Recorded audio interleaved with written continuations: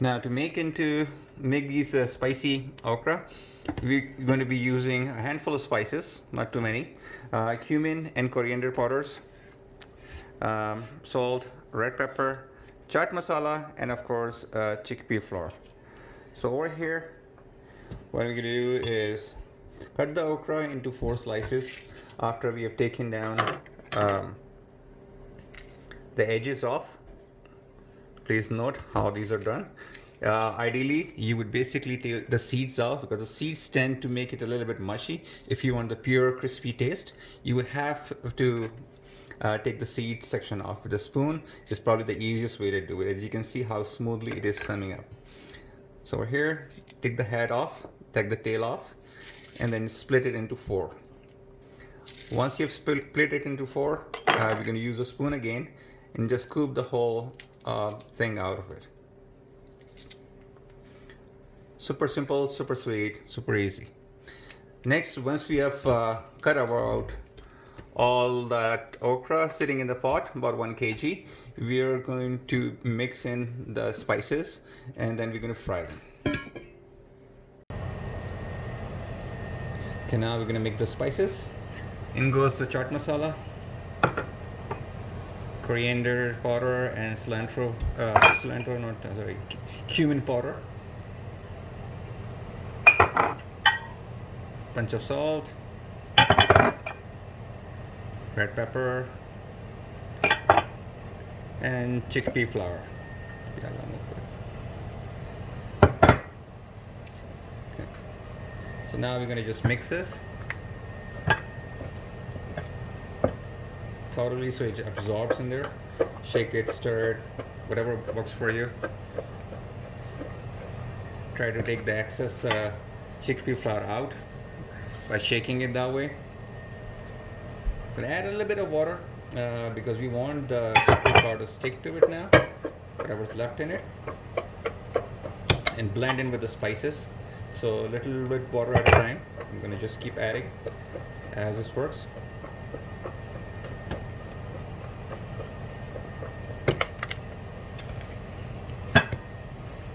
Because the moment you put it into the water and don't have enough water in there to stick the spices, it'll basically just wash away in the oil. So we want it to stick into the thing. So now you can see it's well blended. Now so I basically did a little modification to the recipe here. I added a little bit more of the chickpea flour to fully coat it.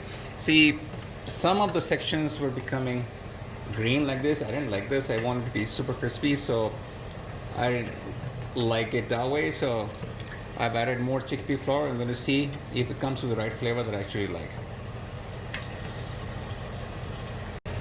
This is a good idea to show you 2 different variations, whether you're coating it lightly or whether you want heavily coated so it's fully cooked that way.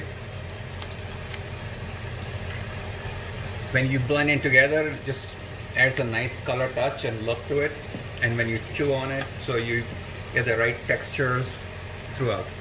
So this is the version that's going in that was coated extra with the chickpea flour.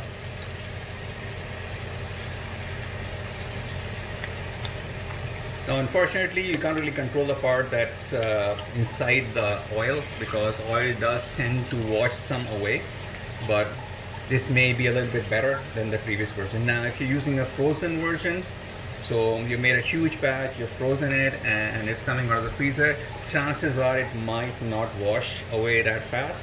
So stick to it and make it better. So usually frozen might add to be a better idea. So my last batch of the extra coated ones is almost done. We're just going to put this into the plate, take it out of the pan. So as you can see, it's definitely coated all the way through. It is a little bit more crispier because I did let it cook for a little bit more. You have to constantly stir it so it doesn't get burnt from one side, so just remember to do that. And try it out with bread, with curries, with rice, whatever you fancy. Let me know in the comments how you like the recipe, and if you do, please share, subscribe, and turn the notification icon on. So let me know, and hope you guys have a nice day with this wonderful recipe.